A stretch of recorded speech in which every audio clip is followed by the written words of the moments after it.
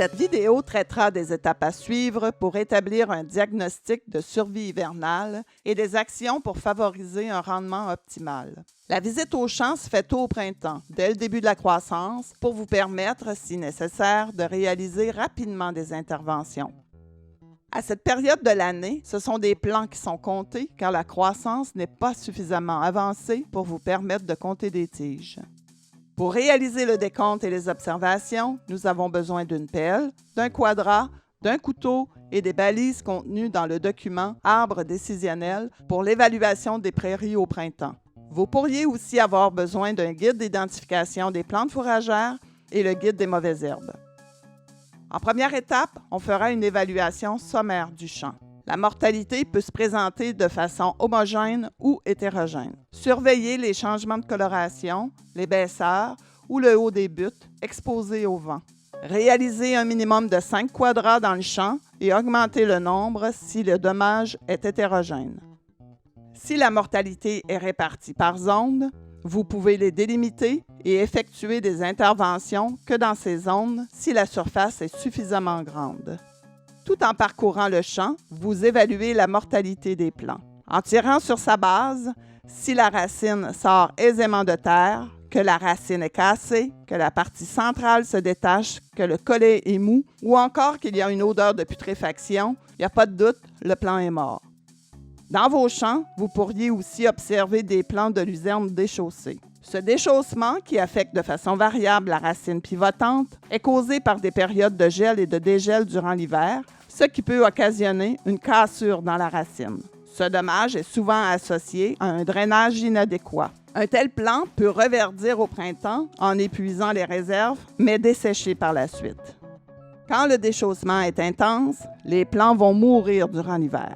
Un déchaussement moins intense ne tuera pas le plant, mais en réduit le rendement, le met à risque de bruit par la machinerie, le dessèchement et les maladies. Ces plants sont aussi plus à risque de mortalité l'hiver suivant.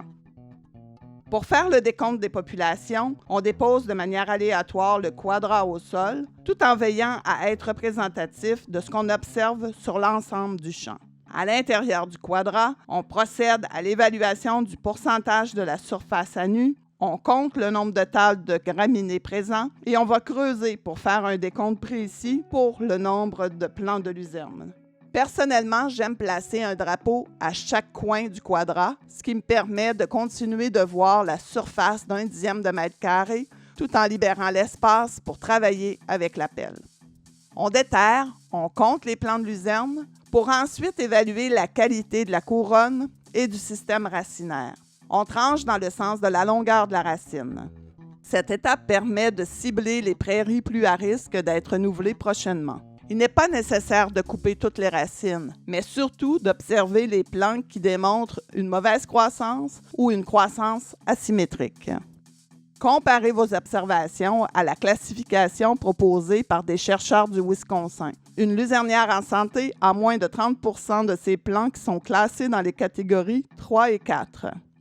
Si les populations évaluées sont insuffisantes et qu'il y a du sol à nu, donc non couvert d'espèces fourragères ou de mauvaises herbes, une balise de l'Europe estime qu'il faut un minimum de 160 cm² de surface dénudée pour un meilleur taux de réussite du sursemis.